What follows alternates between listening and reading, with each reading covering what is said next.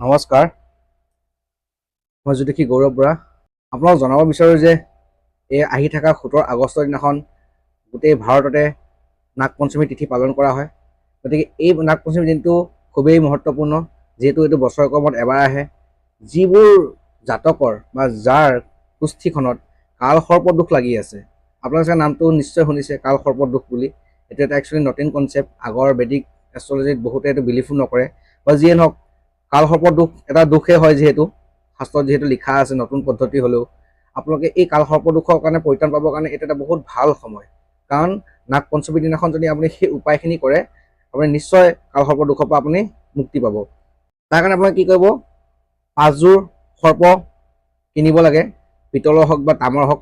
কিনি পেলাই সোমবাৰ দিনাখন ৰাতিপুৱা শিৱ মন্দিৰত গৈ পেলাই পূজা পাঠ কৰি সৰ্পকেইযোৰ এটা ডনেট কৰিলে কালসৰ্পদোষৰ পৰা মুক্ত পোৱা যায়। আৰু এই বস্তুটো এবাৰ কৰিলে হৈ যায় জীৱনত, লাইফ টাইমৰ কাৰণে হৈ যায়। গতিকে আপোনাৰ যদি কুষ্ঠিত বা আপোনাৰ লগৰ বা ফেমিলি কাৰোবাৰ যদি কালসৰ্পদোষ লাগি আছে বা শুনিছে, যদিও আপোনালোকে যদি নাজানে কালসৰ্পদোষ কাৰ লাগি আছে, কি হয়, গতিকে এইটো খুব ভাল সময়।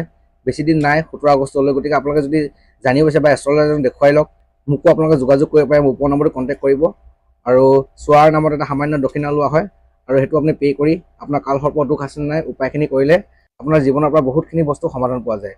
আৰু কালসৰ্পদোষ লাগি থাকিলে বহুত কিছুমান ক্ষেত্ৰত বাধা আহে, বেমাৰ আজাৰ হৈ থাকে, বহুত ফেমিলিও লগতো ৰিলেশ্যনশ্বিপতো কাজিয়া পেচাল হয়, গোটেই ঘৰখনৰ অশান্তি হয়। গতিকে আপোনালোকে যাৰ দুখ থাকে, এইটো খুব ভাল সময় আহি আছে।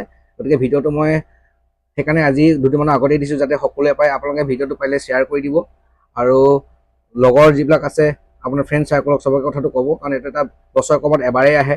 গতিকে কৰিলে, সমাধান কৰিলে সকলোৰে কাৰণে ভাল। আৰু মোৰ চেনেলটো ফ'ল' এণ্ড ছাবস্ক্ৰাইব এটা কৰি দিব, যাতে আপোনালোকে মোৰ ভিডিঅ'বোৰৰ পৰা কিছু শিকিব পাৰে, বা 10জনক আপোনালোকে তাৰ পৰা উপকাৰী জ্ঞান দিব পাৰে। ধন্যবাদ।